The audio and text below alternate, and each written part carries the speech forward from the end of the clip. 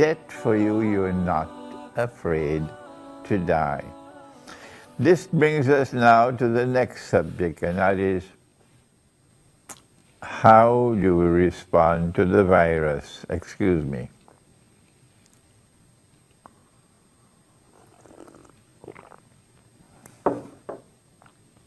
How do we respond to the virus that is around the world today?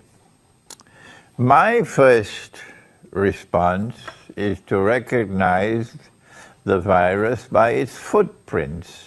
That's how I think, by the footprints.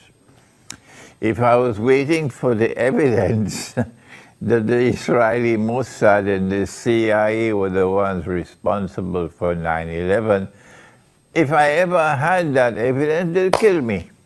Oh yes, they'll kill me. So I have to judge on the basis of footprints. And mashallah, there are other scholars and thinkers around the world who are doing the same thing, and we have profound admiration for their insight. If the schoolboys refuse to see and remain in the Jamaat of the deaf, dumb and blind, leave them. But those of us who can study the footprints, like the wala uqsimu bimawaqi'in nujum, and I take an oath by the positions in which the stars are located. Allah speaks in Surah Al-Waqi'ah, so you have to recognize how to connect the dots, how to connect the stars, how to connect the footprints. I have recognized that this is a manufactured virus, yes. And as a consequence of my recognition that this is a manufactured virus, I know that there must be a master plan attached to it. And I see that that master plan is still unfolding. I can recognize certain things about the master plan already, but there's more that I don't know about. So I'm going to remain silent, and I'm going to keep to myself what I already understand. And those who control the masajid and who close the doors of the masjid on me, you can go and ask them what do they think. But we will in the future, as the plan unfolds, we'll be able to offer our analysis in a more mature way. But in the meantime, what do we do? How do we advise our people? Because we are the people of Islamic eschatology, which is not taught in the Darul Uloom. I don't know what response is coming from the Darul Uloom. How do you advise our people? But here is our advice. The first thing, the very first step in responding to this virus is number one, listen, to banish the fear of death from your heart. Did you hear that? Banish the fear of death from your heart. Then you'll be able to think with clarity. But when the heart is gripped with the fear of death, you can't think properly and you can't act properly, and if you die like a jahil. Ignorance.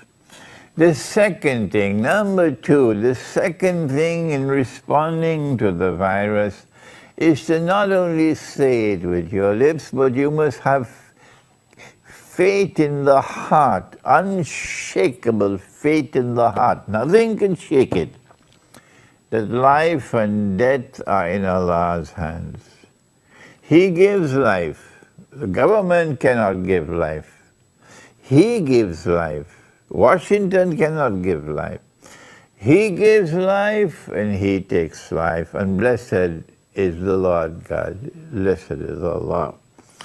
So if Allah has given, Allah it is who gives life, and Allah it is who takes life. So if the time comes for us to go, we submit. And we say, Inna lillahi wa inna ilayhi raji'un.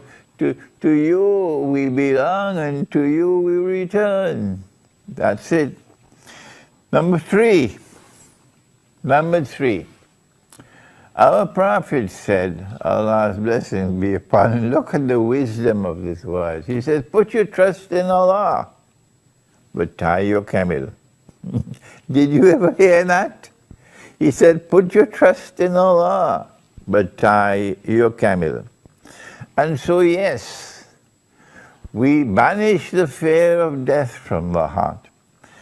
We have total faith that life and death are in Allah's hands, but that does not mean that you can act carelessly. No, you have to act with reasonable precaution. Reasonable precaution, because Allah says in Surah Al-Kahf, وَلْيَتَلَطَّفْ وَلَا يُشْعِرَنَّ بِكُمْ أَحَدًا. You must be cautious and don't expose yourself. And so there must be reasonable precaution, not excessive precaution. You lock yourself in your house, close all the doors and windows, you put on gloves, you put on face mask and so on, and you go in a corner of the room. No. When there is suffering all around you, what does Gautama Buddha do? The great Gautama Buddha. He says everything is suffering. There's suffering all over. And the people who live the religious way of life, they recognize the rights of others before their own rights. So if your neighbor is suffering, he's ill, he doesn't have food, are you going to remain in your house locked up? No, not at all. No. You put your trust in Allah and you tie your camel. But you must also be willing to go and help those in need. So there is no need for panic. There is no need to be acting in an unreasonable way. Go and help those who are in